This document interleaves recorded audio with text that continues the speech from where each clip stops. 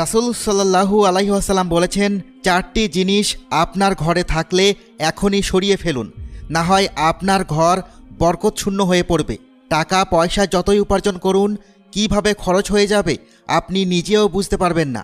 সর্বপ্রথম যে জিনিসটা সরিয়ে ফেলতে হবে সেটা হলো যে কোনো ধরনের বাদ্যযন্ত্র। রাসূল সাল্লাল্লাহু আলাইহি ওয়াসাল্লাম বলেছেন, যেই ঘরে বাদ্যযন্ত্র থাকবে সেখানে রহমতের ফেরেশতা আসবে না। দ্বিতীয় যে জিনিসটি হলো সেটা হচ্ছে ঘণ্টা। বন্ধুরা, যে কোনো ধরনের ঘণ্টা যদি আপনার ঘরে থাকে তাহলে সেই ঘরে রহমতের ফেরেশতা আসবে না।